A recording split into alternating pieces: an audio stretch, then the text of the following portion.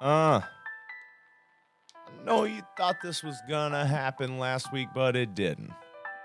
But here we are now. All I can do is be here now, you know what I'm saying? So here we are. Welcome to the workshop Q&A.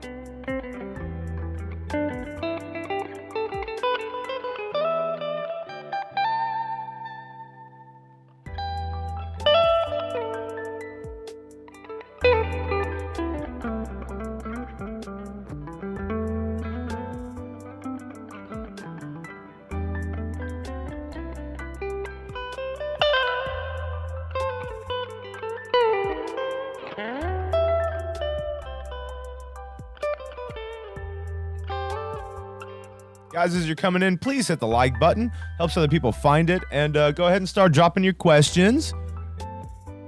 Visa Thief, what's up? If you guys have any pressing questions, go ahead and start dropping them in the chat. And we'll answer them all. I'm here to answer your questions and show you stuff that you want to see. But just don't ask to see my tits. I'm not going to show you my tits. I'm not going to do that. Okay, so ask me for anything, but I won't show you my tits.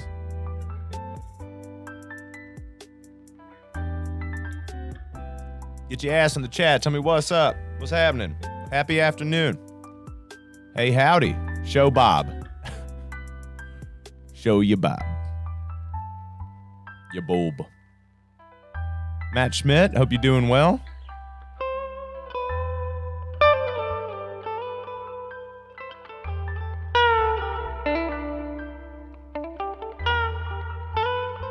Hello, show feet. What's up? This isn't going to turn into a preview of my OnlyFans, you know. Midday Sig's out. That's right, Wyatt. Guys, drop your questions if you got them. This is a Q&A. So, you question, I answer. Sig's out.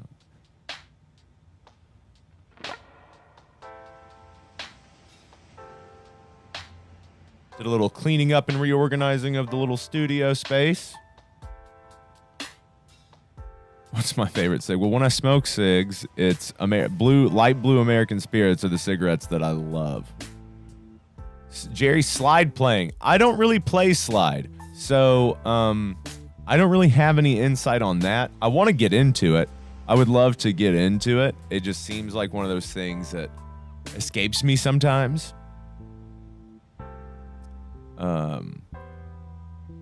Any tips on slide playing? Well, I mean, like, again, it's emotion is everything, right? It's all about the emotion behind it. That I know there's technical skill, but I don't have that, so I'm just gonna cop out by saying emotion. I'll tell you, don't play like Bob plays slide.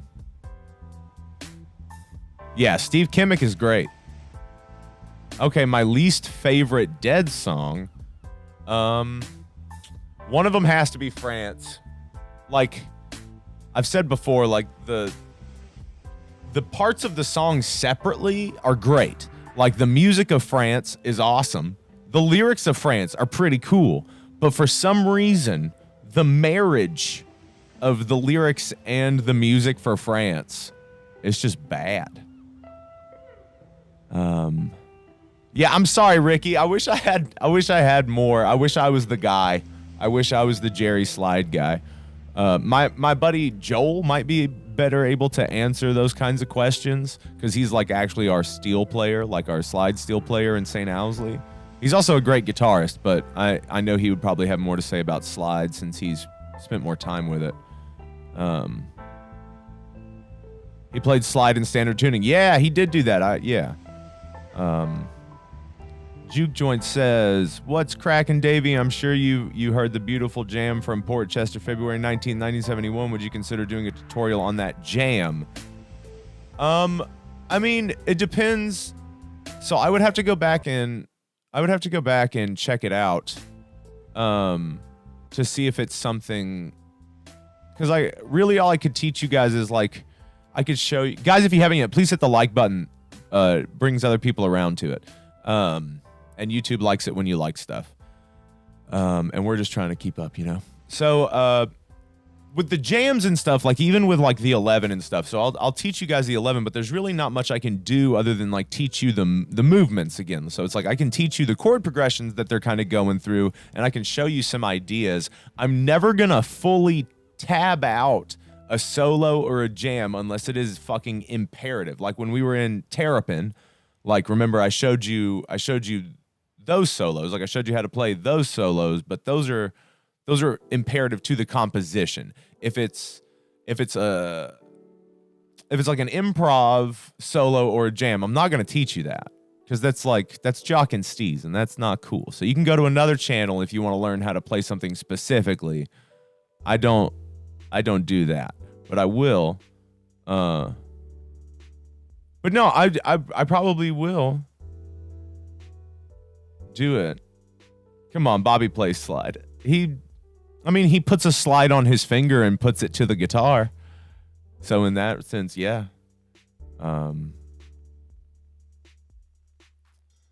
Thoughts about keeping upcoming chord changes in mind while soloing. So usually, if you're getting lost, stay in the root key. So if you're doing, hold on. So if you're doing something like, but I want to think of something like with a little bit, like a few chords. So if you're doing, that's kind of difficult.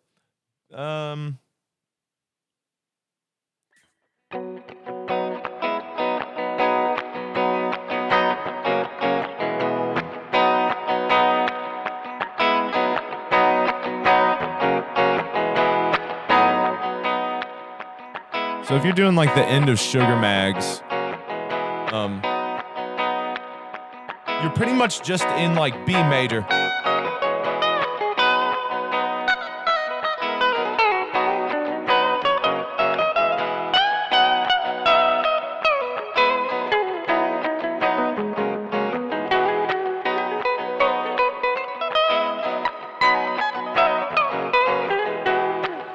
So what you're doing there is like, I'm not thinking too much about the other chords that are happening. I'm thinking about moving with the movements, right? So now when you're doing something, so when you've got a progression like that, so you're just doing B to E, B, F sharp, E, those all fit within the B mixolydian, B major pentatonic scale. Like you can literally just keep playing that stuff and it works because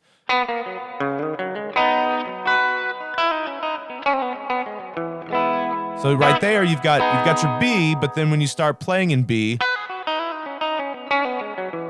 there's an E right there too. And then the F sharp. It's all just right there within those same keys. So I'm not even really thinking about most of the time which chords are next. Like when you know the song, unless you're in like a jam and you're making shit up. So there's really no territory for that, you know? But, because it's all improv, you're just pulling it out of the ether. But when you're playing a song with a set chord progression, you know, it's important to go with the changes for sure. But if you've got the song in your head and you know what it's supposed to sound like, and you know just a general idea of the chords you're playing, and you're playing within the key, as long as you're sticking with the movements, you should be able to hit those points that you want to hit.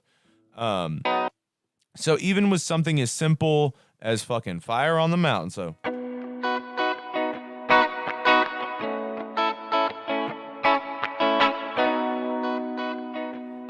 with something like this, you're going from B to A. Let's see.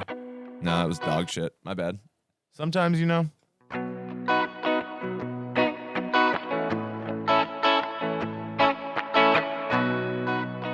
Okay, so something as simple as this. You're going from B to A. You can stay in B, or you can also add in that A. So we'll go through it on B for a second. So.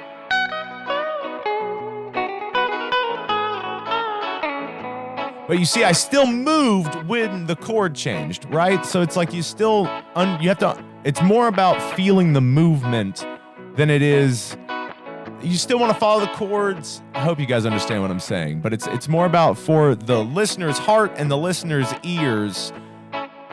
As long as you're making the movements with it, it's going to sound right. But then I'll show you what it's like to throw in the A too.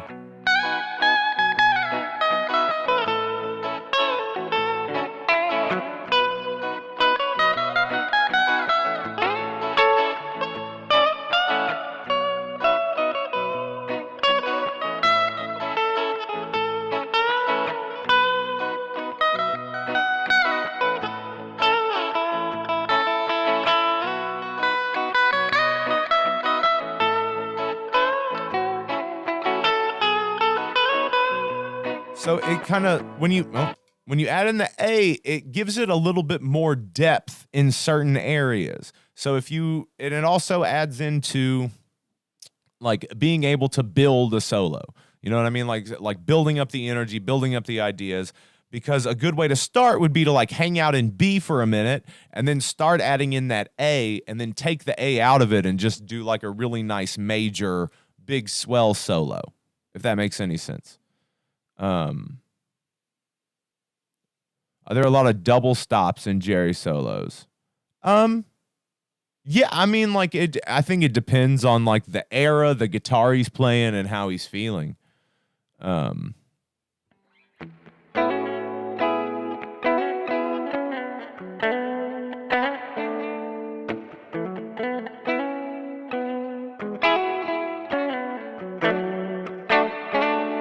And I mean, like, you're probably going to find more double stops within, like, Jerry Band stuff, because he's got to fill more space.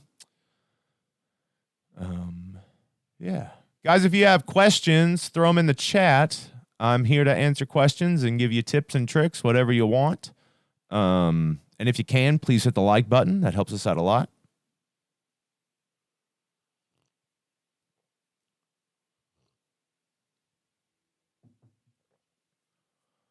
Okay, so Jeremy says, Davey, would you mind pointing me in the direction to dive into Mixolydian?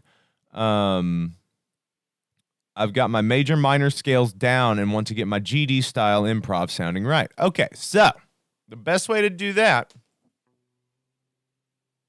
stop worrying about your scales and worry about so worry about more the whole half method, because if you're rocking the whole half method of playing the guitar, you're already kind of playing in Mixolydian, because Mixolydian's just pentatonic with just a couple more notes added.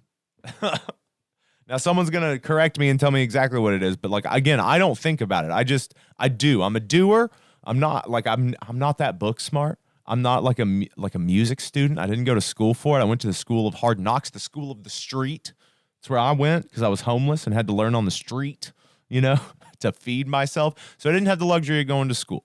Nothing wrong with going to school and figuring it out, but I'm a dummy. So it's a flat seventh. Yes, there it is. So there it is. People smarter than me will know. So when you're doing something like that, so again, if you wanna do the Jerry stuff, and it's also fucking chromatic pull-off, so.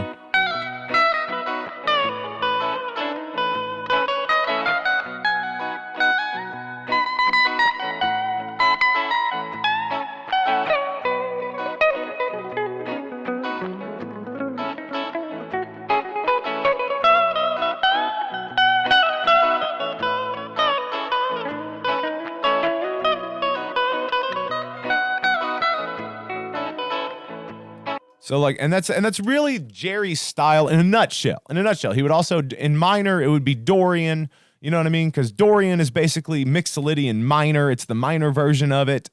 It like that's at least the way my brain puts it together.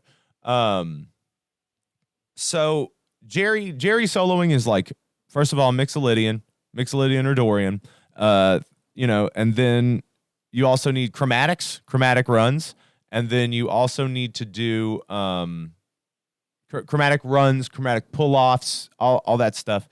And then sixths. Jerry used a lot of sixths. It's a very like country thing to do. And you can make it sound real classy if you want. Guys, please hit the like button. That helps us out a lot. And drop your questions. I will literally answer all of the questions in the chat. We're working our way down.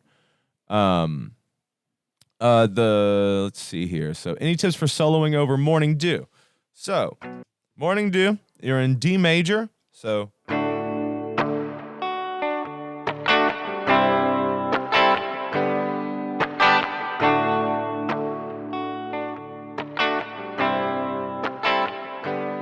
again, D.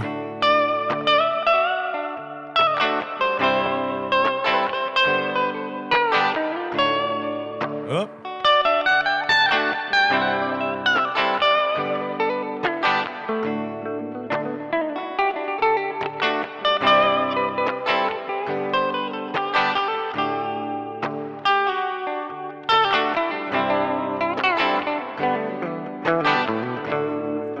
And so like I also try to think about so if you're playing a song like this, you've got kind of the country chords almost. So you're doing a D to a C to a G. Now you got to think too about the chords that go together. So if you're doing like a D and an A, so if you're doing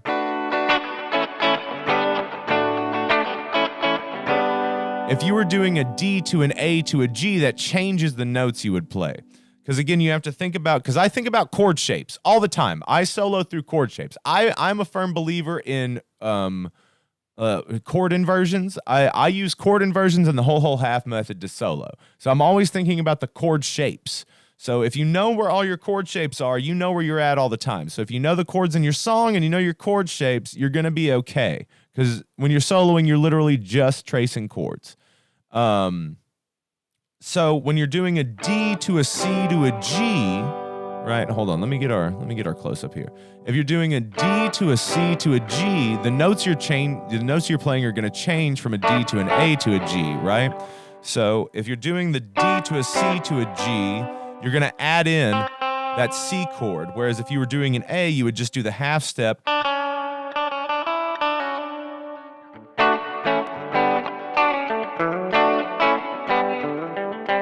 You would do that, but then if you're doing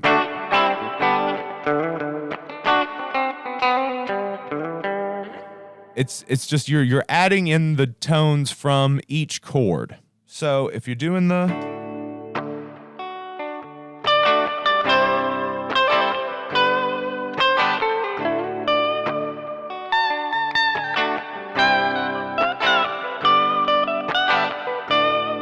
now you literally can just play in D, but you can also hit the other chord tones like we were just talking about. So D.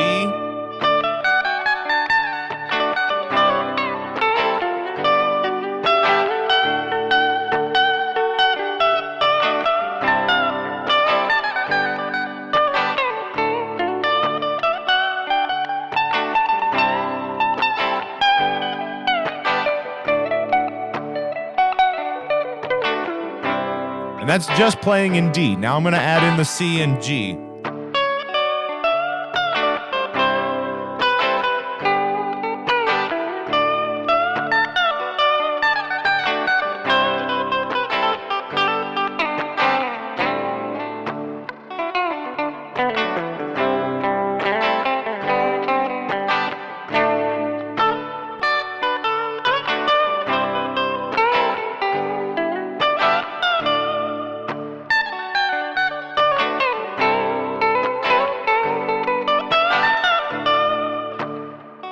So does that make sense that like when you're doing a song like Morning Dew, you're going to add a lot more circumference, you're going to add a lot more girth to it if you again change out how you're doing it, because again, with every song that you're playing in, you can literally again, if someone just like springs a song on you, you're like, "Okay, we're doing a D and A and a G." You're like, "Okay, cool, I can play in D."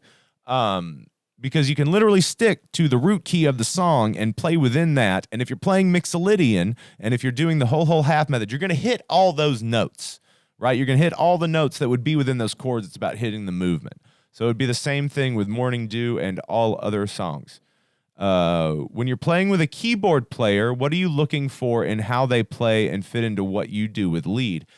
You always want to have people that have your back, no matter what. Because again, what do we do when we're playing music? And guys, if you have any questions about performance, ask that too. Like not performance in the bedroom, but performance on stage and anything like that. If you have questions about that, because I like these when you're talking about the dynamics of bands, because I'm a firm believer in like serve the fucking song. Don't serve yourself, you selfish bitch. Serve the song.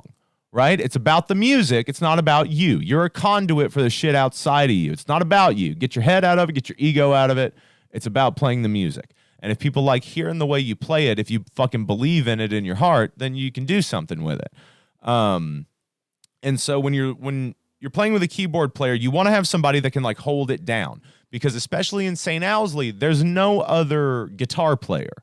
So he's got to hold down the rhythm while I'm leading. Right? So when I'm busting a fat ripping lead, he's got to be like holding it down behind me. The whole band has to hold it down behind me, because they gotta help lift me up. And when I'm done, I go back down and I help lift them up. Right? So like if Joel on slide steel, if he's or on lap steel, if he's needing to rip a solo, we all we come back and we get in our spot, and then we do what we can to elevate that person doing the lead.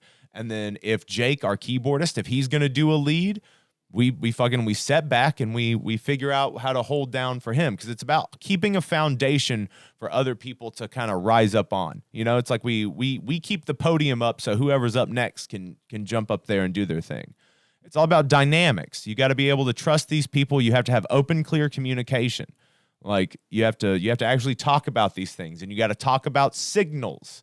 Like you got to think about signals. Like, is it going to be a turn and like a nod of a head, or is it going to be like you lift an arm up?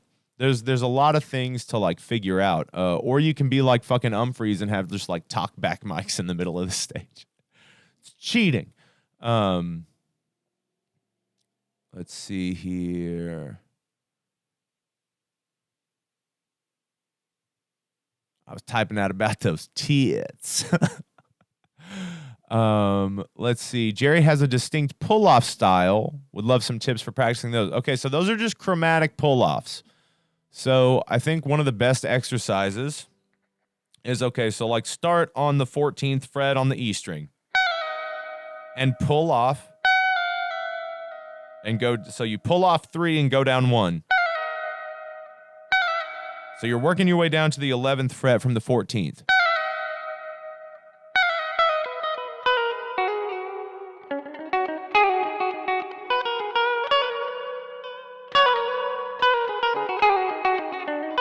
So you've got the ones that'll go down 4. You've got ones that'll be 3. Right? And then you've also got ones where he'll just kind of like go back up. So it'll be like.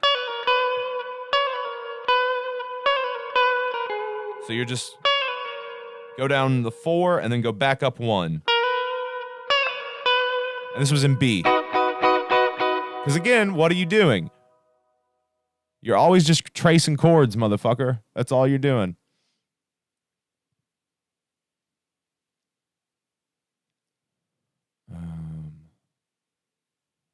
Let's see. Take a simple C to G. That's what's up. Alan Hicks, what's going on? Guys, Harris Giles, TD, A-Dubs, Patrick. I'm sorry I haven't said hi to everybody. Susie, what's up? Juke Joint. Let's see. Turned your 18-year-old son, Jimmy Jackstraw, onto the channel, and he's playing guitar. Awesome. Chord tones to the bone. That's the way to do it. What pedals, if any, do you have running all the time? The pedals I have running all of the time in EQ on my pedal to just kind of like boost my mids a little bit more, because I like it to be mid boosty as fuck.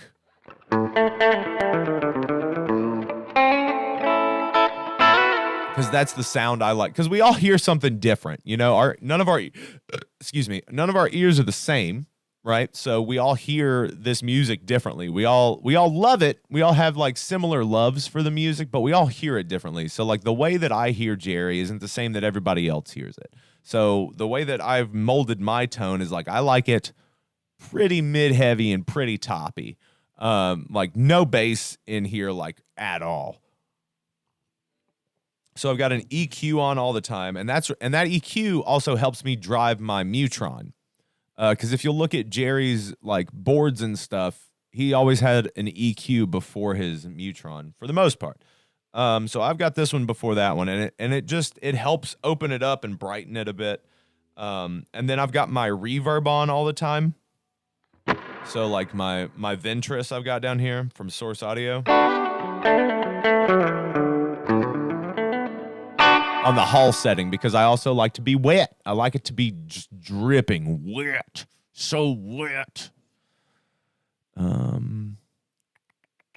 Let's see here. And I used to run a compressor all the time, but when I got like bigger amps and stuff and really got more into the sound, the compressor wasn't as necessary. Like some people like that compressor because it kind of gives you the mid ground between like a Trey and a Jerry. It makes stuff a little bit more like focused in. But I focus so much on dynamics now that the compressor I don't really have a use for it anymore. Pepper, no problem. How do you signal to the other band members that you're done with your lead? So generally, there's kind of like a feel. Like there's kind of like because your drummer, first of all, get yourself a good drummer. Taylor is one of the best drummers I've ever fucking played with. He loves the music. He gets the music. So, because he fucking loves Joe Russo, and you can fucking tell, and it's fucking amazing. He's one of the best drummers if not the best drummer I've ever played with. And this music, it syncs us up. So like, it was funny. The first time I knew that he was like a soul brother and my boy was like, we were at rehearsal for Chance in the Void when we were first getting started. And like, we didn't know each other all that well. And, so I just kind of was like fucking around with the chords for Eyes of the World. I was just kind of fucking around on the stage while no one else was in there. And he was like, oh shit. And then he got behind the drum set and we literally, without rehearsing it, without talking about it, we played Eyes of the World all the way through together. The entire song, played it all the way through together, hit all the points together. It was just a mind meld, you know? So I was like, boom, that's my boy. Your drummer is the heartbeat of your band. Your drummer's the leader. If you think that you're the leader of the band, you're fucking wrong. It's your drummer, because your drummer sets the pace and your drummer tells you how long your sections are. So usually the drummer will build up to a crescendo, and then depending on how good you are with dynamics, you're going to drop back down into a verse. So you do like, one of the best examples of that is like Sugary. So like in the Sugary solos, you fucking like build up to a point, you're doing this big ripping solo, and then it just shoops back down and like it sucks back up into a verse. So I think you're looking out for your dynamics is really important, because again, it always comes back to serve the song. So like if you're getting to a point and like things are building up and like and there's also eye contact. So also don't be afraid, like don't just keep staring down. There are times where you can, close your eyes, bliss out, or look down or whatever, but do not make a habit of that. Look at your fucking bandmates. Because it's not like, have a good time and be fulfilled. And like, if you got to get out of your head to play the best lead or whatever, yeah, do that while you've got your allotted time. But eye contact with your band members, like communicate. Let's see. You've done videos about Jerry's sound and how you approach that, but to my ear, what's a Bobby tone sound like? Tinsel. To me, Bobby's tone sounds like tinsel on a Christmas tree, like watery tinsel. Tips for soloing over Loser, like incorporating vocal melody, also general songwriting tips. Okay. EQ pedal. Hold on. I will. That was a loaded. I'm going to answer these quick two little questions, and then I'll go back to the loser and incorporating vocal melody because that takes a little. That'll take a second. EQ pedal. I've got this. I've got a Boss EQ, the GE7.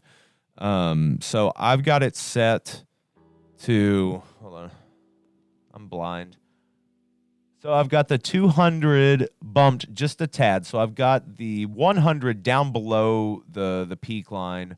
I've got everything else is kind of flatlined. So I've got 200 boosted just a tad, and then everything else is flatlined up until 1.6 or whatever this is. Again, I can't read. It's too far away. 1.6 is boosted a little bit, just a tad, and then the 3.2 is boosted more than that, and then the 6 is at even, and then I like boost the level just a little bit, just to it.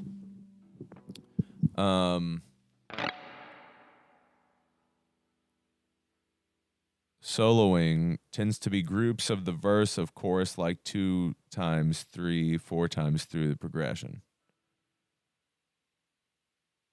It depends on the song, honestly, because some songs you stick to form, and sticking to form would be playing the verse and chorus all the way through. So like a They Love Each Other, you solo all the way through the verse and the chorus, however fucking many times you want to.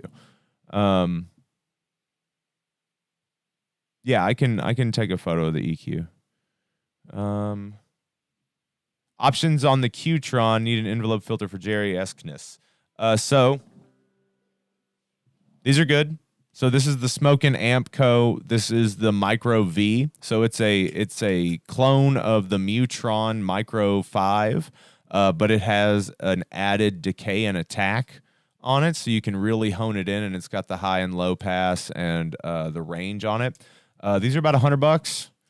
I know that Qtron just came out with the Nano, but again, I haven't tested one. I don't know what it's like.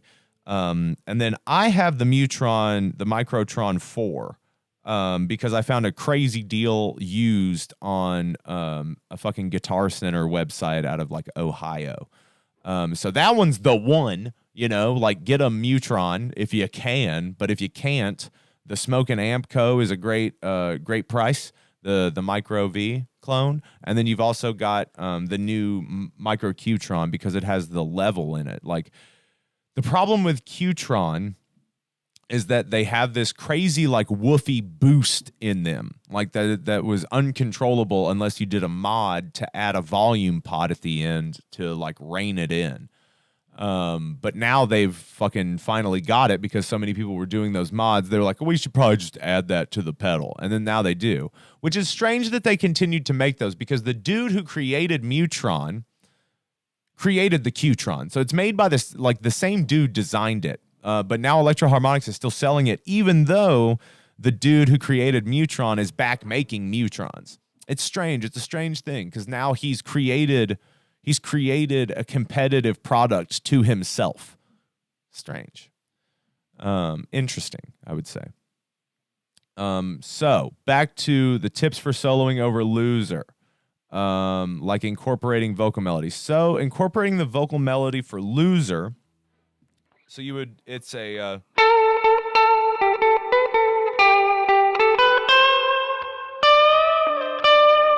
so if I had a gun, so if I had a gun for every ace I've drawn. So it's like you're following the vocal melody, but also exaggerating because it's about conveying emotion. So don't ever be shy about picking out the vocal melody. So I'm a very melodic player. So I play melodically. So even if I'm not hitting the right notes, if I'm picking the phrasing, it's going to sound close. If I'm in key and I'm picking out the phrasing, like picking out, not like picking out, but picking out as in... If I'm doing that and I'm just like thinking about the vocal line, I should be able to get something close. you know? But if you've got time to practice, I would say go through and like literally use your voice and figure out where that would be. So it'd be like, okay, so if I had a gun for every ace I've drawn. You know, you can go through, I've drawn. You go through and you find the right note, right? And if you, this also works both ways. If you're trying to work on your singing, figure out the note that you need to be hitting with your voice and practice with that note, right? So this would be my that would be my solution for like tips on singing too, is fucking practice, dude. Like, and there are so many like vocal warm-ups on YouTube that are great for that, like ones that get you going mo mo mo mo mo mo mo mo mo, because it's about stretching these motherfuckers out and open them up. You know, you don't want to go like straight into like scream yelling, because then you'll damage your vocal cords. You got to stretch them out. You got to loosen them up. You know what I mean? They're muscles. See, I've been practicing a lot with a loop pedal, and I find that I can sound pretty good for a bit, but I feel like I get lost, meaning my solo kind of wanders and I have a hard time finishing. So as far as that goes, play to backing tracks. So the looper is great for like, it's good for, you know, cursory, like getting some practice in, stuff like that. But the backing tracks are actually going to give you kind of like a feel for a full band. And finishing your solo is all about like, well, stop edging. Fucking come, dude. You know what I mean? Like you've got to make a decision, because you're not playing a show. You're playing with a loop pedal. So like, why do you feel the need to like have this ending or finish? Because you're looping. So if you're looping, there's no actual end or beginning to it. It's literally a loop. So I don't quite understand that. So I would say go play to backing tracks so there's like a definite beginning and end, and make choices. You have all the choice. Like, you get lost because you let yourself get lost. Don't do that. Like, we're playing with chord tones, and we're playing with chord shapes, and we're using the whole half method or whatever you like to use. So you have to make the choice to be like, okay, I'm going to end this soon. So like, again, the backing tracks are the best way to do it, especially a backing track where you have set, not just one of the ones where you're just supposed, like where it's a loop and you just solo all the way through. Go to Jeff Williams and fucking pick a song that you can play and sing along to, and then during those solo sections, really work on that. If you have to play the song over and over again, well, that's just more practice, right? Pat says, Davey, love the videos, man. Been lurking on the vids for a few weeks and wanted to make sure you know you're the fucking man. Aw, thank you. The Play Dead videos and QAs have helped me so much. Dude, awesome, Pat. Jerry was great at that, following the vocal line somewhat. Scatting helps. Sing with your guitar, playing on guitar. O'Teal used to do that, singing the notes he was playing when he was playing with Aquarium Rescue. Yeah, like that's kind of a rule of thumb. And like the scatting and stuff is cool. It's like, but when you're doing stuff like that, like, you know, you're also kind of trying to do an octave above or below where you're at, or you can try to sing with it.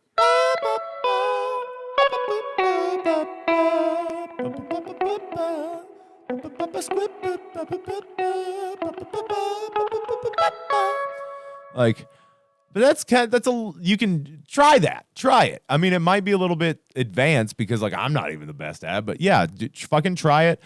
Pick out the notes if you're wanting to sing.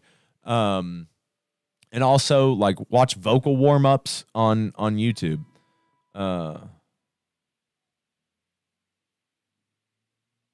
Like Jerry at the end of He's Gone, more bluesy.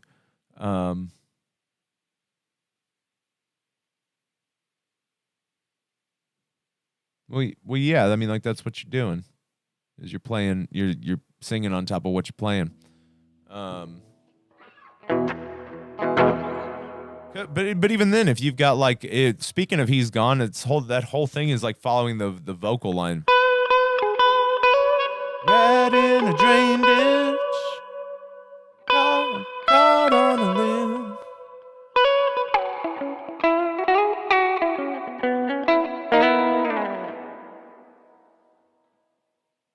Let's see.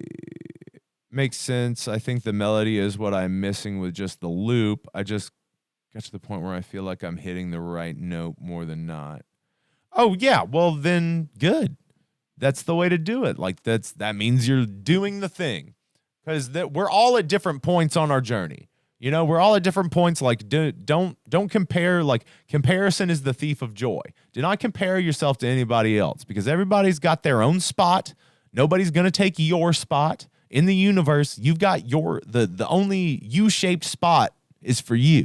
You're the only one that can fit in that spot. Nobody's gonna take your spot. There's not gonna be another dude with dreads that like there's not another me on the internet. You know, there's not another Toby on the internet. We are our own thing because of what we decide to do.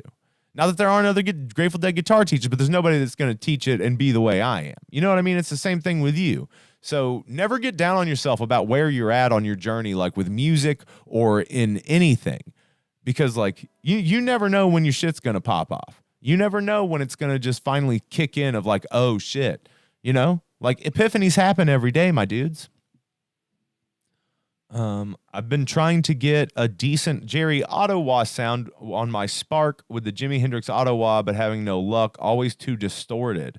Any tips? So is the Jimi Hendrix Ottawa, is it also a fuzz? Let me see.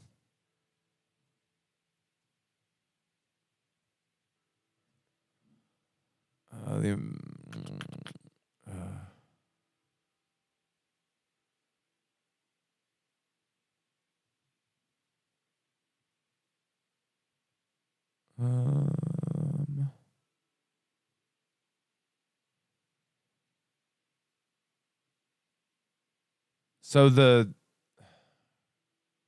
wah pedal might be a little fuzzy.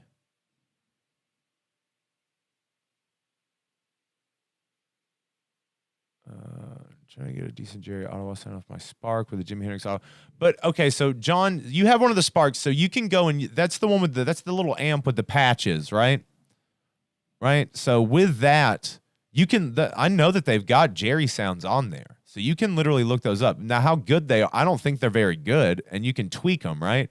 So I would say get some of those Jerry tones. I'm sure they've got an Ottawa Jerry tone, like because somebody has gone through and made one. So I would say look that up.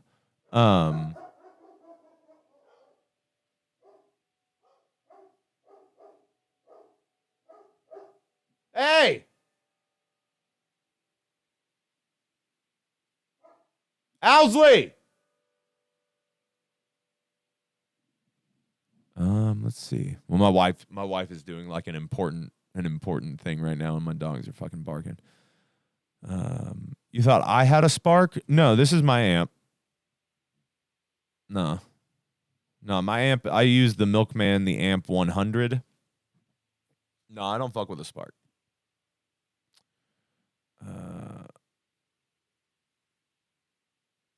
Let's see. Yeah, but you can tweak those, right? So I'm sure that you can go through and like tweak them and make them sound a little bit better. Thought I mentioned it during the live stream. No, I have a Spark Boost. So like I have a TC Electronic Spark Clean Boost. That's what I have. I have a Spark, but it's a boost pedal. Let's see. I also run with an EQ pedal before. Boom, boy. That's the way to do it, Bosco. Line 6 modeling amp, when it first came out, had a good fake Jerry Neutron tone. Interesting. Well, John, we love you, man. Thank you for being here.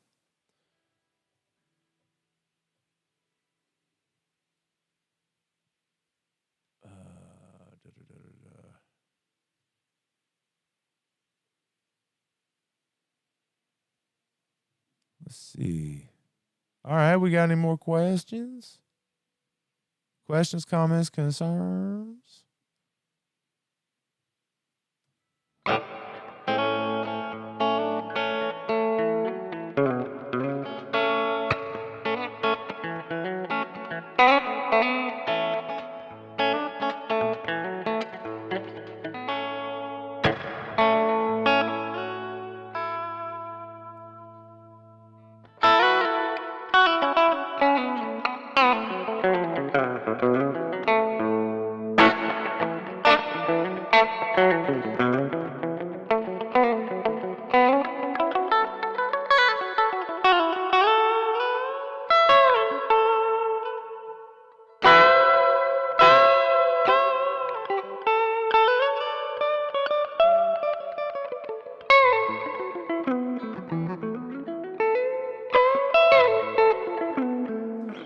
poses, like that kind of shit. I've never understood why people would like do the windmill thing. I don't know how that works without like fucking your hand up.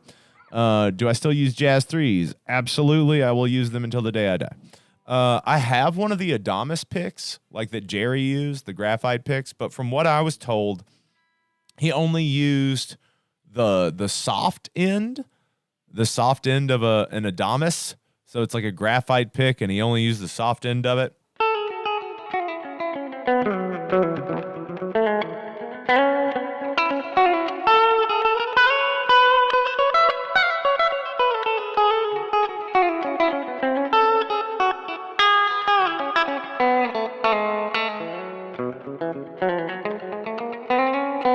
And like the softer end of the pick does do something for me. I just don't know how I'm going to implement it yet. Like I like the idea of doing that because it like the softer end allows you to kind of like roll over the strings a little bit easier. So it's like kind of like a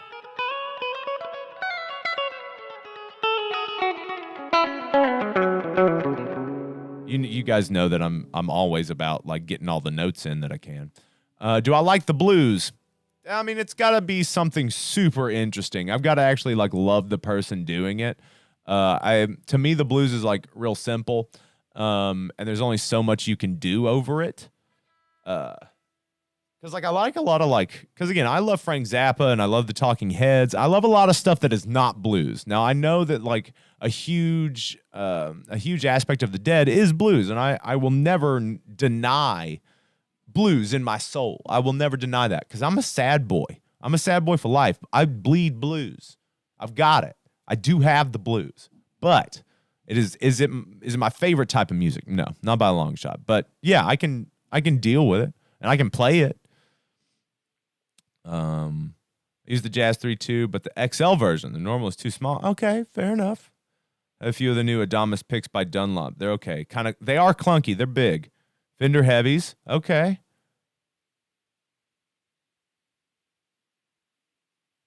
Dunlop Tortex guitar and 1.14 for bass. I feel that. Check out Kingfish Christine. Great. Well, no, I like Kingfish. No, again, Kingfish is great. He's awesome. I think he's very talented. It's not that I don't find people who play it like, I don't know if that makes any sense. I'm just not like an over and under blues guy. Like I'm not a fan of Stevie Ray Vaughan. I don't like it. I don't like Stevie Ray Vaughan. Not that he's a bad guitar player. Not that I don't like, I don't know him as a person. He's dead. But I'm just never like, anytime I've heard any Stevie Ray Vaughan, I'm just like, nah. Christoph, what's up? Strictly fingers, no pick for you. I feel that.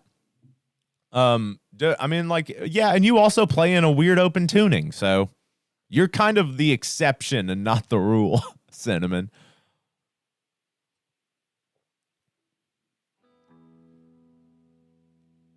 You've been listening to a lot of Kingfish recently. He's good.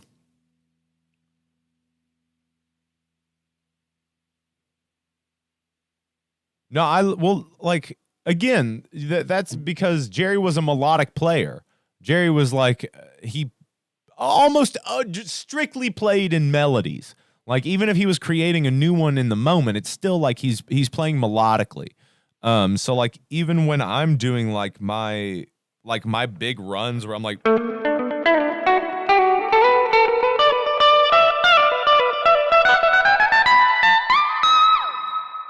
even though I'm like hitting notes and basically running through a scale, it's still melodic. It still doesn't sound mechanical,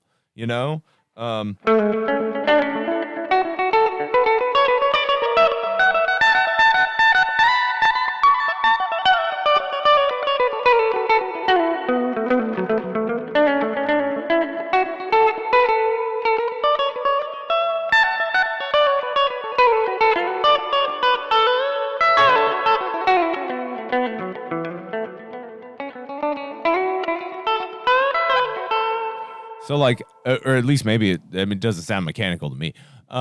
Maybe it does to you. Maybe I sound like a hack, and that's fine too. Got Got tickets to see him and Buddy Guy. Now, see, like that's cool. Excuse me. But see, like I think that's part of it too. Is like the melodic aspect comes from like I will not play something unless I'm feeling it. Like I have to catch. I have to Dickie Betts melodic style, which just played, had Dickie flair there. Yeah, I mean, like I can feel that too, because like it's just an influence. Like these things kind of permeate the zeitgeist of musicians, you know, like you pick up on stuff and add stuff in that, you know, doesn't even like come close to what you would have had. But that's also all shit that Jerry would do. Like maybe I put it in a different rotation or a different way, but it's like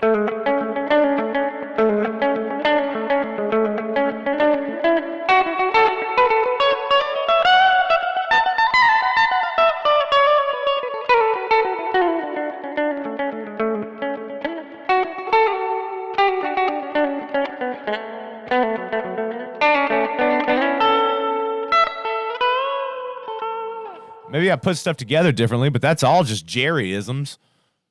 That's all that is. I can dig some SRV. What I don't like is how every blues player these days tries to imitate him. You blame Mayer. I'm not going to say anything. I'm going to let y'all talk about that. I don't have anything to say about all that. People don't like it when I talk about Mayer. So it's... What do I use to edit my vids? I use Final Cut Pro. Mixolydian hippie jazz scale. That's right. That's right, Cinnamon.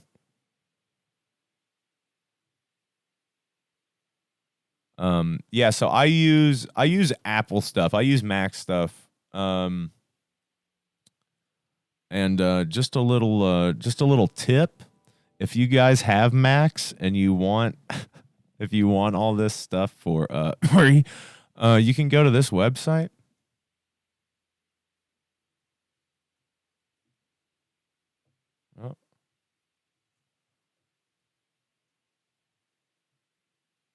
Oh shit.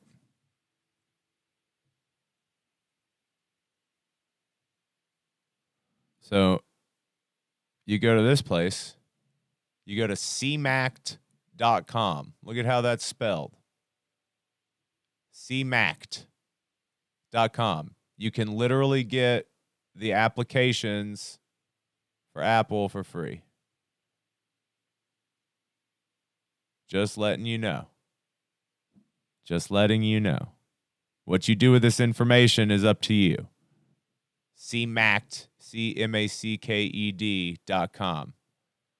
If you have a Mac, this is the place to get all the stuff for free.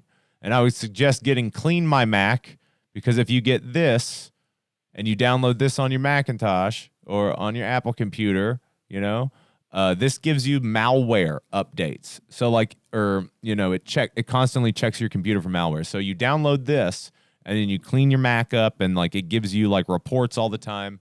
Because this is what the dashboard for it looks like, is this. So when this pops down, this is what it'll do, and it does real-time protection.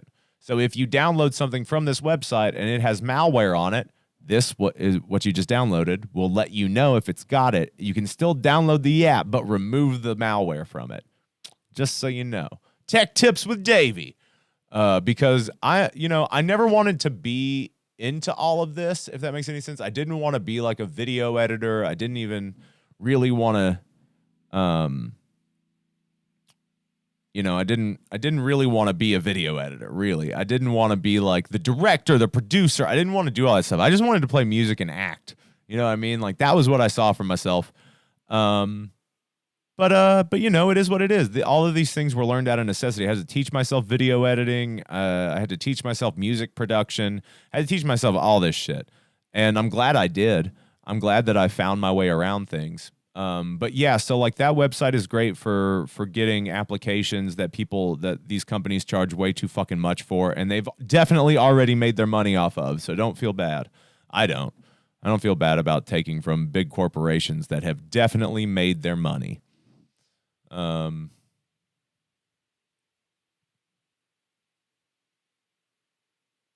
see.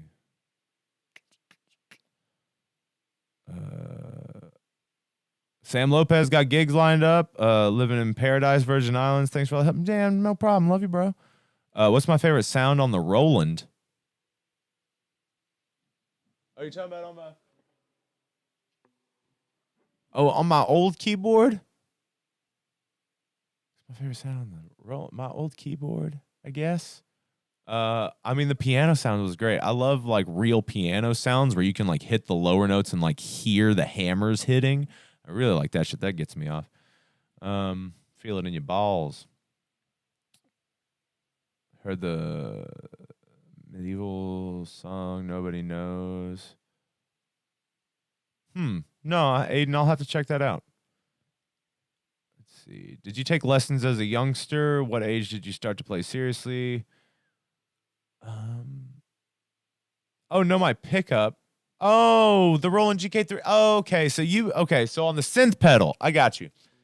On the Roland synth pedal, I love that there's Moody saxophone, I think it's called, or saxophone, something like that. And that's my favorite because it just straight sounds like almost like Kenny G. Because it's got really good reverb on it, and you can hear the breath in it. It's definitely my favorite. But I also love the steel drums. I love the marimba. There's one really good trumpet. So for like every 8 that sound like dog shit or sound fake as fuck, there's like 1 or 2 that sound really good and clean. So it's those. And this thing is great. I love having the ability because do you understand how it opens up jams and opens up my brain? Do you know how good it is for your brain to change how you're playing based on the sound coming out? Because you have to play all of those patches differently. You have to think about the instrument that you're playing.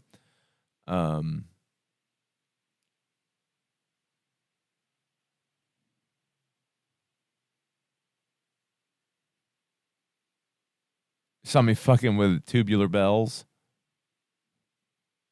on an IG short. I don't think so. I mean, that's a saxophone one. I don't think that was me. Unless somebody went through one of my shits and took it and watched it.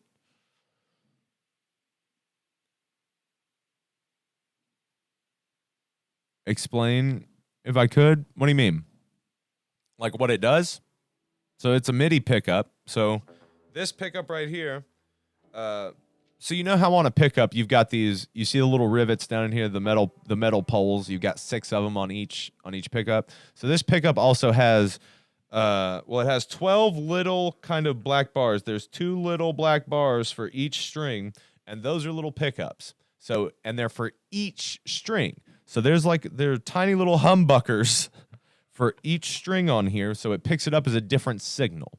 That way it can translate it, so it runs down this MIDI cable into the pedal, which I don't have set up right now. I can set it up real quick. The sound, it was sax. Yeah, it's sax.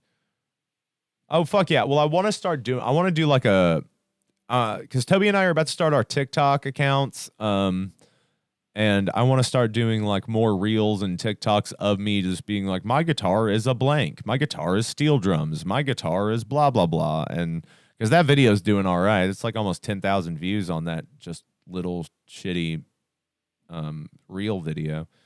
What's going on, Martin? Going to Nashville and Memphis with Bobby.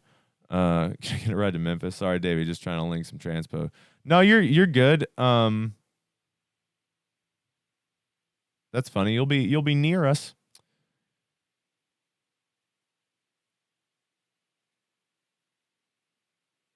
Well, Bob, I'm happy you're here. So the MIDI pickup only goes into that specific pedal. It goes into any Roland synth pedal. Because this is the GK3, so this is built to go with Roland synth pedals. And when you have one of those synth pedals, RK Monkey is the one who sent me this. So thank him for that, because it really changed it's changing my life. So it only goes into the specific Roland GR pedals or the synth pedals. Now if you have an 8-pin adapter to going into something else, now I don't know about that. Maybe there are other ones that you can run this this is like a 13-pin adapter. Hold on.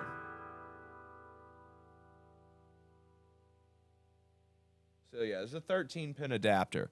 So if you've got something else that a 13-pin adapter can go into, it's really just a controller. So this goes down and controls what's going on the pedal. So it's not, this isn't really MIDI. This is sending the signal from these pickups down to the pedal. The pedal turns it into MIDI. So the pedal's like the computer. And then you can run MIDI out from that, like into a computer or into another keyboard, and like actually use your guitar like as a controller and not just the patches on the pedal.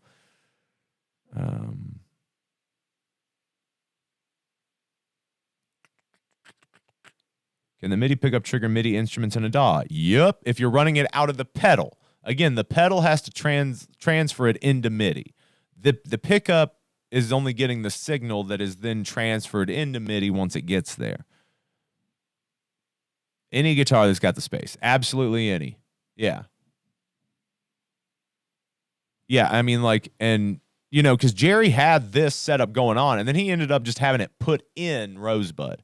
Like, Rosebud actually just has it built in.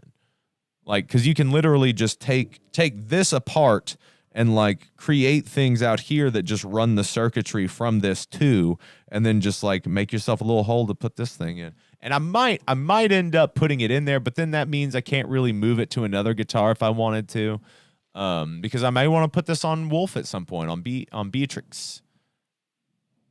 But yeah, I mean, like, people put these on everything. You just don't see them a whole lot anymore. You just don't see people really using them or utilizing them properly or well, you know?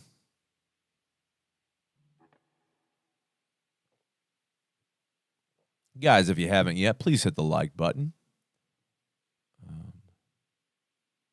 And if you like what I said at any point, if I'm helping you out, you can throw me a couple bucks. You don't have to. What he use it for specifically?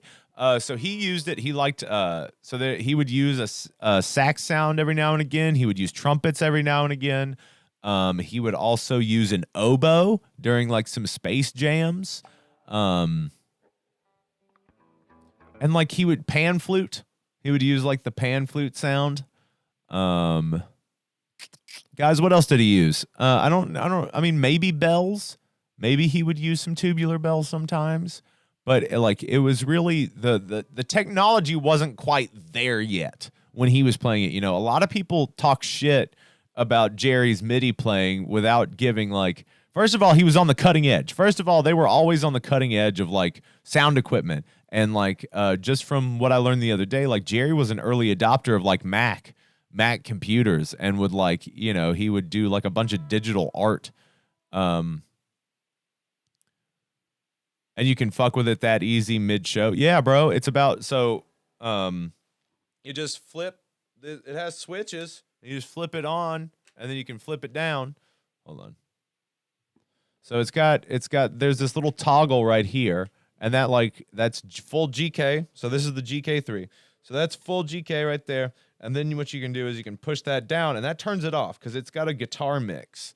So, and if I want, because the way I have it run, because you can run your guitar into this, and then it goes down the cable through the pedal and stuff like that, but I'm not trying to digitize my analog signal. I don't want to do that. So I'm running it out regular. So I'm running my guitar out still through the effects loop, right? So the only thing going through this down to the MIDI pedal is this pickup. It's not getting anything else.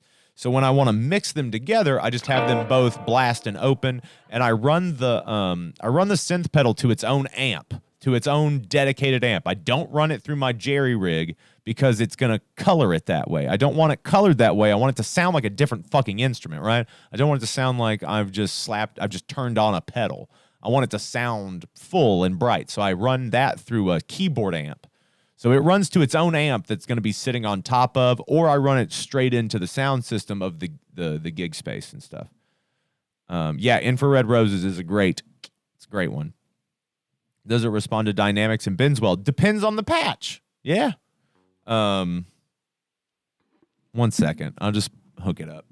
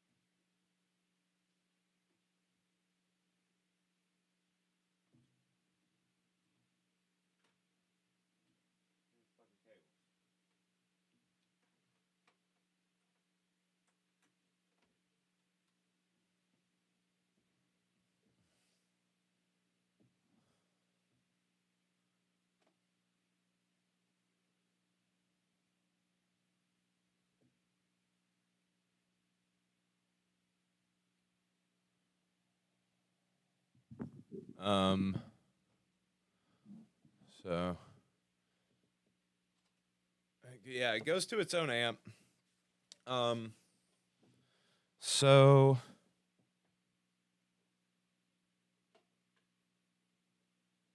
let me get it turned on here. I don't know how loud it's going to be.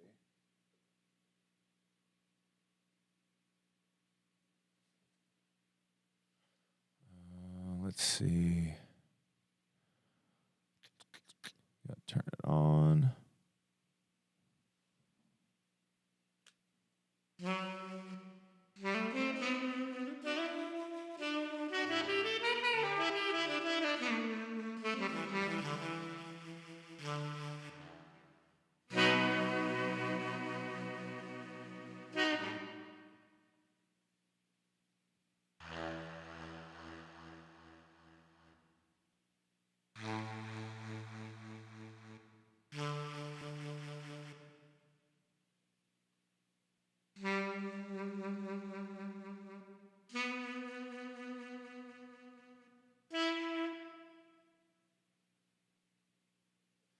Okay, so this is that saxophone that I like a lot.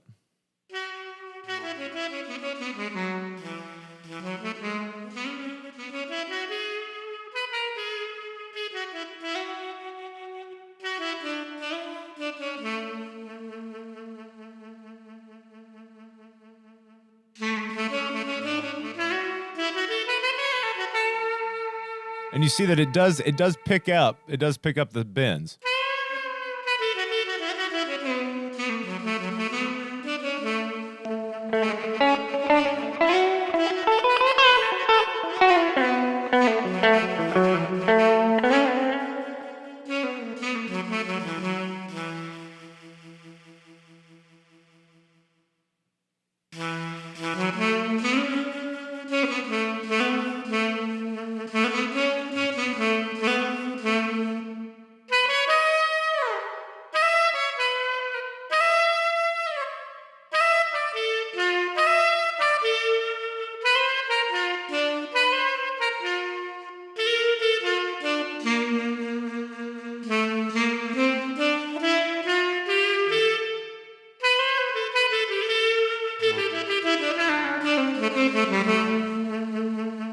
So that's that sax I like. I really like the breathy stuff. Can I rock two patches at once? I haven't fucked around with it. I know that there are some patches that have two on them. So then on this one, this is like the.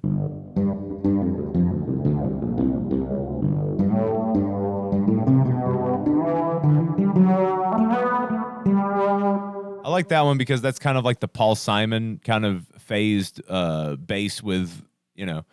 Do I have any tattoos? Nope.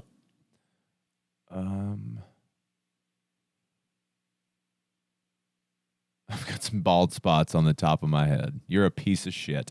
Let's see. You do know that I have dreadlocks, right? And they pull hair from other areas. You know? It's not really a bald spot. It's literally just from where my hair is segmented into different areas. It happens. Let's see. Best MIDI guitar channel today. I don't know Lo-Fi Leaf. I'll have to look it up. And then you've got why that and not something like a Fishman triple play connected to a contact. I don't really know what those are. But I think I've seen the Fishman triple play. So it's kind of like a MIDI pickup. I don't know. Well, this one was free. This was sent to me by RK Monkey, so I'm not gonna like. Oh.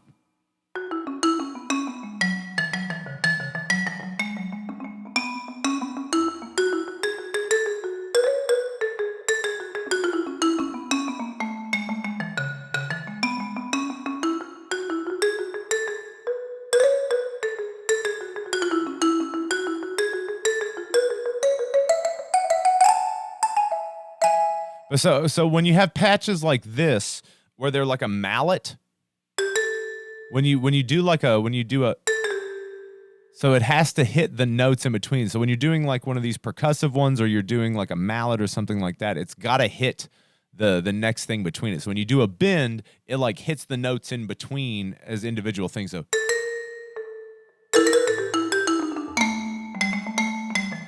it actually keeps it sounding more organic. So what's this one? Oh, and I like this one too, the plucked like orchestral strings. And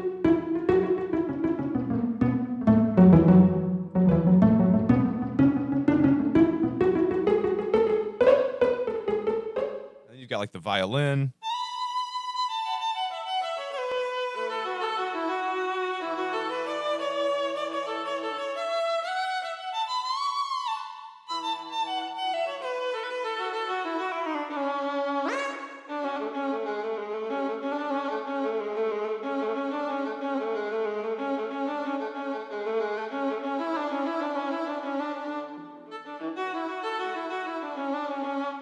Yes, it's polyphonic.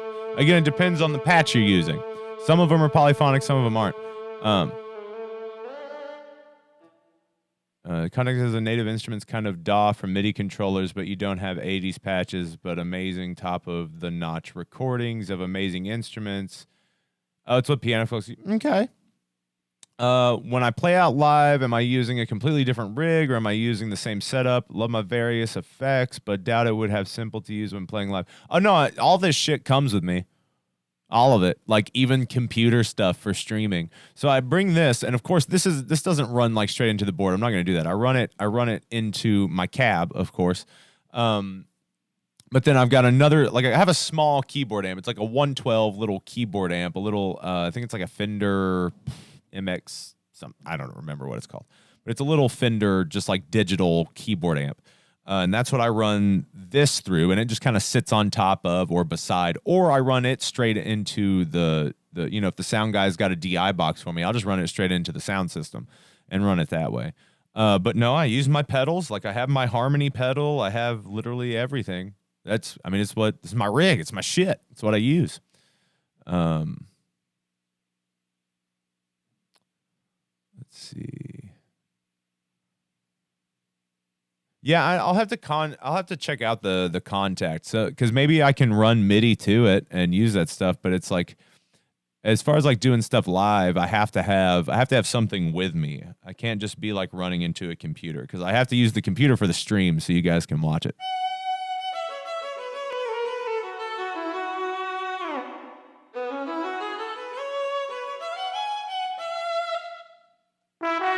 That's the good trumpet.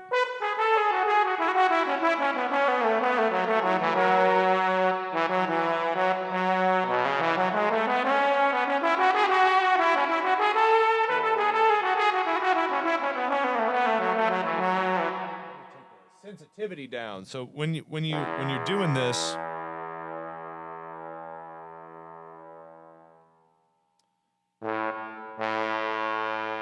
so they have the each string has its own sensitivity setting.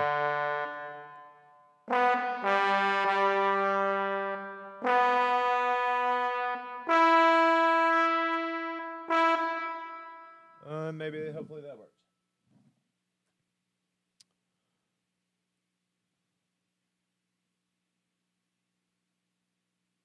Look it up, man, just for comparing the sound. Yeah, I'll check it out. My vintage setup is more reliable. Yeah, I mean, well, especially because again, I don't have like a really high power. Like I have a decent laptop that could probably do it, but I don't trust it enough to do that, I'd rather just run stuff. Ship a full solo would fuck with that for show.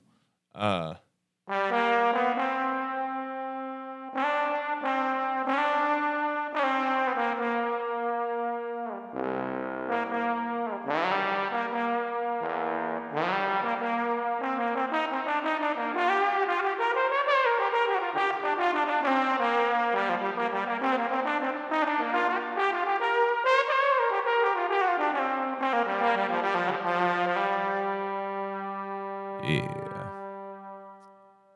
So let's see here.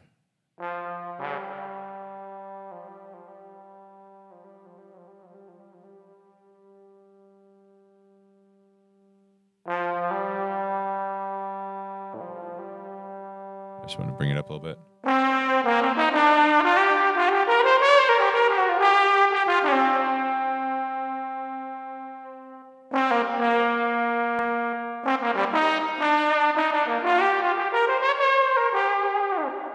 And I want to like set up a looper with it too, because it also would need its own looper. And I've got a couple other loop pedals here. Hell yeah, I'm glad you're here, Brandon. Rock a wah pedal with the trumpet, Miles Davis. I mean, I can't do it like that. I mean,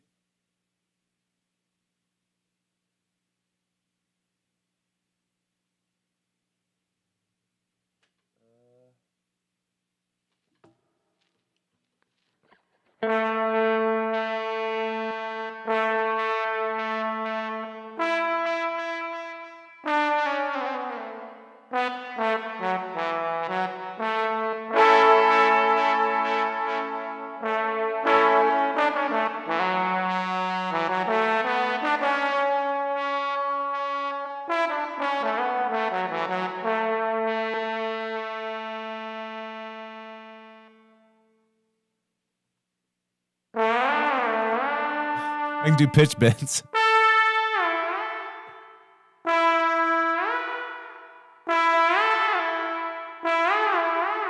I don't know. I usually just like to use it as a volume. That way you can do kind of like...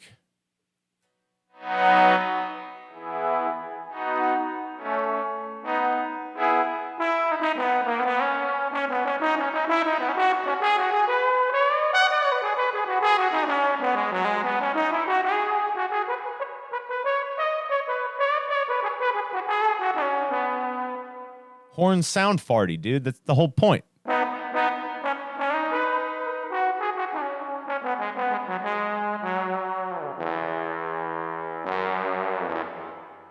That's what they're for. But no, like you can, it's all about how you play it dynamically. And also this is an older pedal. Like you're not going to get like amazing perfect tones out of MIDI stuff, man. Not in this package, not like this. So like you can't look for it like that. Now you want some Sir Duke. Yeah. And the voice ones. And there's your pan flute.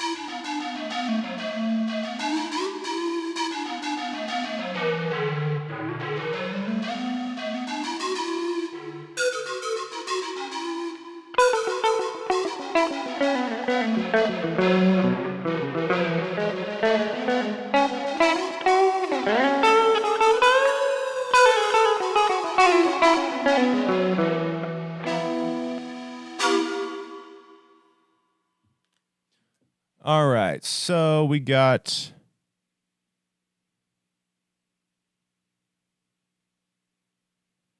Peter Gabriel, yeah. Love some Sledgehammer. All right, we got some good questions here. Let's see. Arlo says, any tips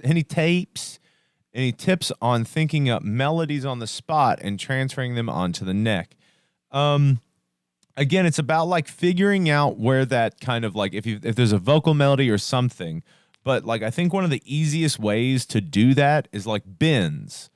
Like bending is probably one of the best ways to start figuring out a melodic line or some kind of pull off or some kind of like hammer on. You know what I mean? Like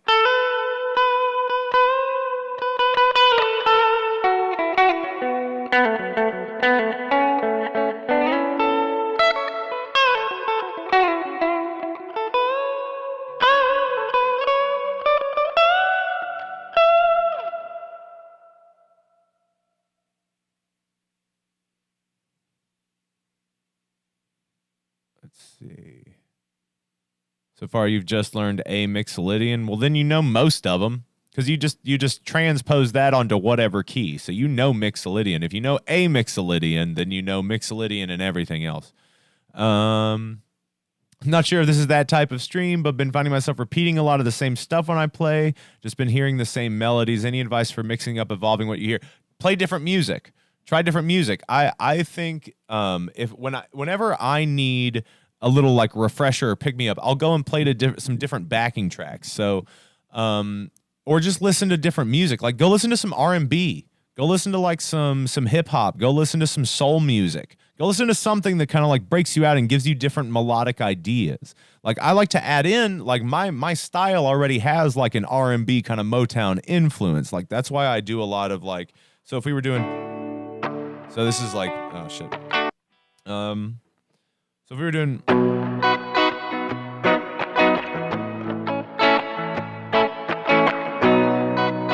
so you're doing fucking Fire on the Mountain. So like you're doing something like that, and you're like, so that was just a slide down and a thing, like, and that's not usually what Jerry would do. Like,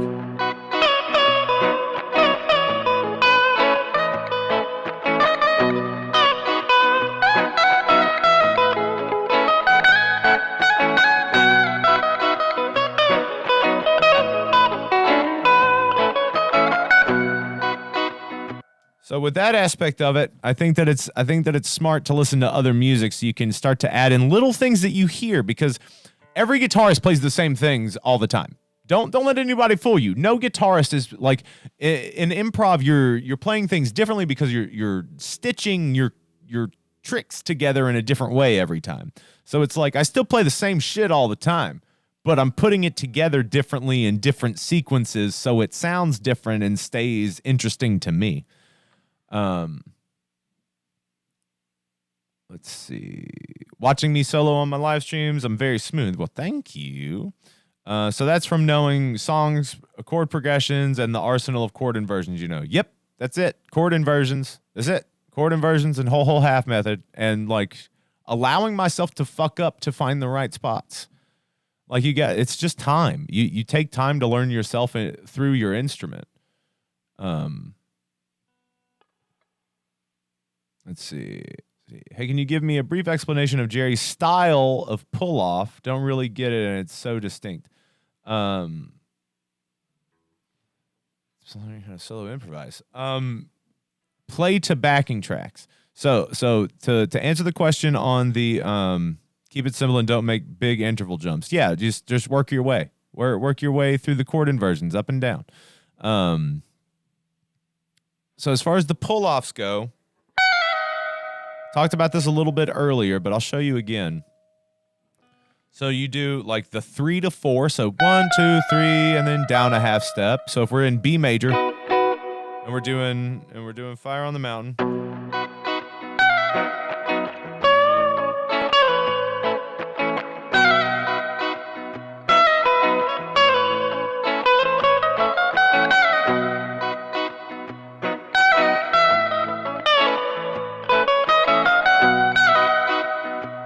So he would always do a 1, 2, 3, and then a down down a fourth. So you're just like, da, da, da, da. It's usually all chromatic, just pull-offs and like, and then, or just, sorry, I was a half step down. Oh, and I forgot. Someone asked me earlier how long I've been playing. I've been playing for about 15 years. I didn't take lessons as a youngster. Stitch the tricks and make them fit. That's right. They're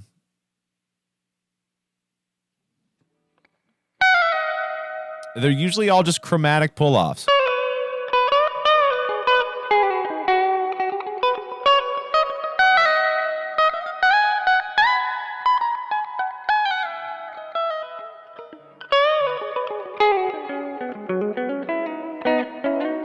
So anytime you've got like a full step interval, so if we're in B and we're going from the 11th to the 13th fret on the G string, to turn that into like one of his chromatic things, you go ba ba ba. You're just pulling off chromatically, so you're just pulling off 1, 2, 3, and it takes time because you have to press down to do those. So like it'll take you a while to get the finger strength to even be able to do it properly, but. Because you have to press down hard to get those. Or at least to get like them actually like making a sound, instead of just sounding like, it has to, you know what I mean? Because like you can hear each pull off, and that just takes finger strength. Any tips on learning how to solo and improvise? Yeah. Like, think about chord inversions. So every shape of your chords up and down your neck, because look, You've got an A. If we're talking A, you've got an A here, right? You've got an A here. You've got an A here. You've got an A here. You've also got an A right there, too. And you've got an A right there. And you've got an A right here. And right here.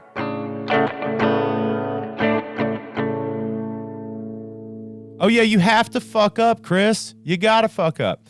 When is help on the way coming out? A little bit. Y'all got terrapin. Y'all can hold out for a second. Y'all can chill out for a minute.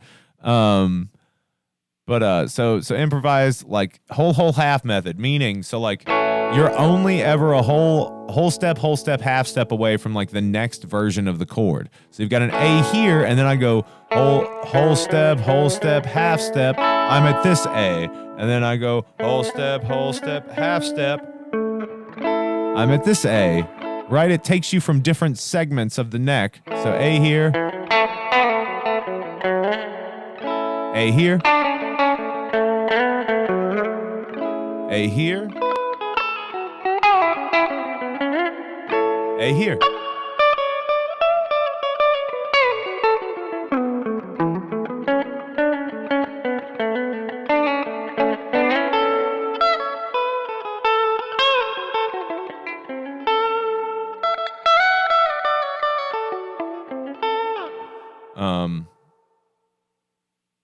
You're overthrowing the timing of them. So it's, yeah, I mean, and think about just where they fit in, because you can throw them in everywhere.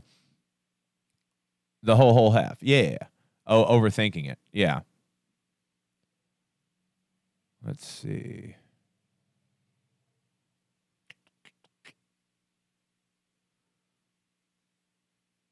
The Playdead series has been a lifesaver. Well, I appreciate that, and it's also saved my life, because I would probably be a much more depressed and probably suicidal person if I didn't have you guys, if I didn't have this as my job. Let's see.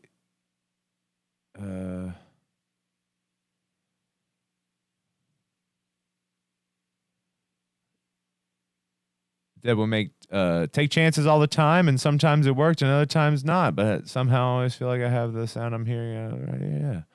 Whole halves. Got it. So, okay. So, and you have to think about these things within the so if you know any kind of scales, you already kind of know the whole half method.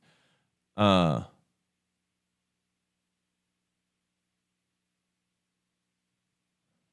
half method. So if it's like whole. Because if you're in a key and you're doing whole half from where you're at, you're always going to be in key. So if we're doing Fire on the Mountain, your B is right here, your first B. So that root is right there.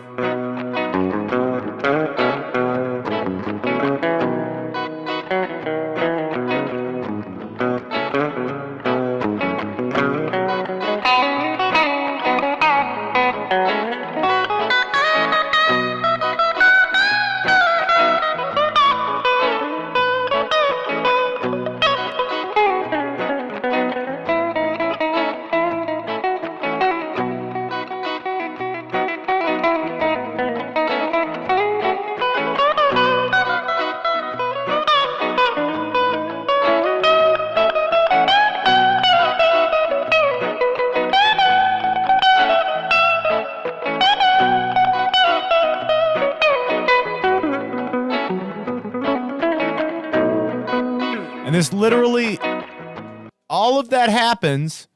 It's not hard.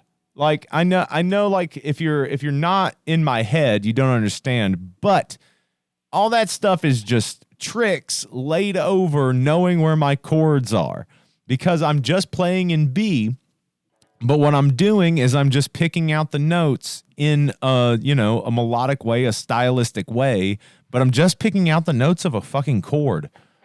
You've got your B there. And if you know whole half, so whole half, whole half, whole half. That's all still in B. You know what I mean? So you've got a B here and a B here and a B here, and I'm just playing around in those areas.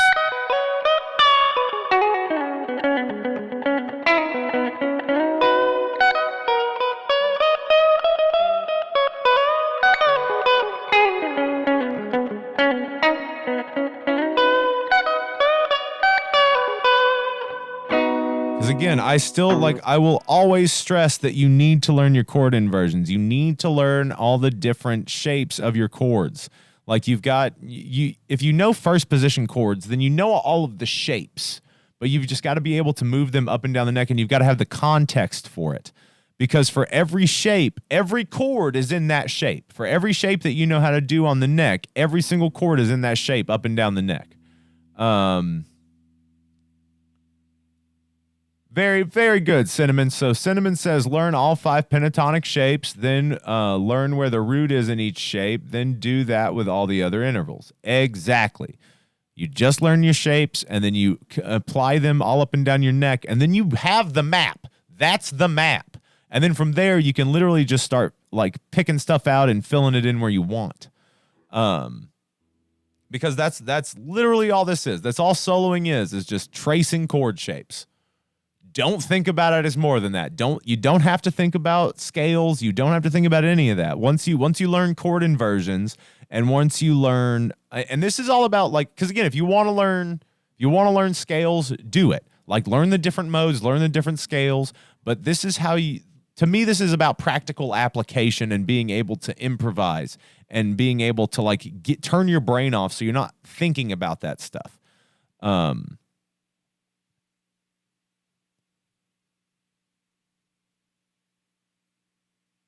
Yeah, it all repeats after 12th fret. Yeah, everything always repeats after the 12th fret. Everything, brand new day after the 12th fret. But yeah, I hope this has been good, guys. We've been going for over an hour and a half. Yeah, I think I'm gonna get off here. I'm gonna go walk the dogs, and I gotta go to Guitar Center and get some strings because these are about dead. I feel like I have to change my strings like every week. Because, like, Jerry had new strings for every show. So, like, you don't really have that, like, super, like, steel string tinny sound on, like, dead strings. And I play so much. But I love you guys. Thank you for all the likes on here. Holy shit. If at any point I helped you out, you can tip me for it. That would be great. But also, come check out tomorrow. Tomorrow, I'm doing the live stream, as always, the Friday night live stream. And I think Jeff put up a new Dancing in the Streets backing track, so that'll be cool. Y'all are the best. It does help play through the changes.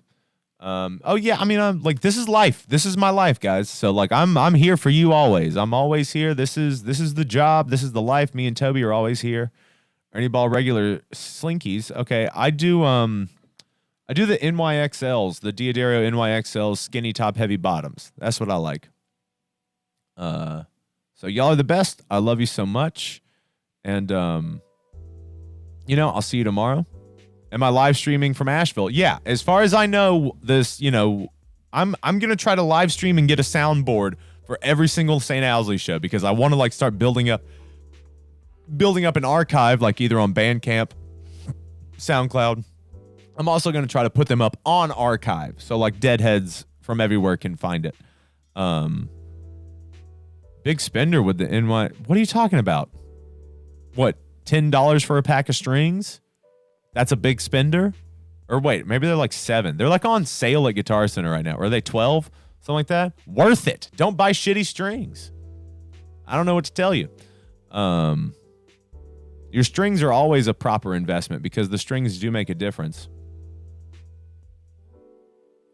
When are we playing? We're playing on the 13th. We're playing this Sunday, this coming Sunday, the 13th at the One Stop. And we'll be playing at like, I think they want us to start at like 8 or 8:30, but we play until 1. And I know it's the fucking Super Bowl, so the $15 Elixir strings. I mean, people like the Elixir strings. I'm not really into the coated stuff. I don't really want the coated strings anymore. I'd rather just clean my strings. Do I do private lessons, Ben? Yes, I do. You can email me at this email link, and you can email me here at the TobyandDavey@gmail email, and we can set up a private lesson for you. You get the nickel 3-pack. I mean, hey man, whatever works for you, whatever you want. Oh, yeah, Ben, you did hit me up. Cool. I got you. But yeah, I love you guys, and I will see you in the next go round. I'll see you tomorrow. The St. Owsley 2 or 3 ago, I could play along with the first 3 songs. That was still fuck yeah. I'm gonna go walk that dog. I love y'all so much. Mwah.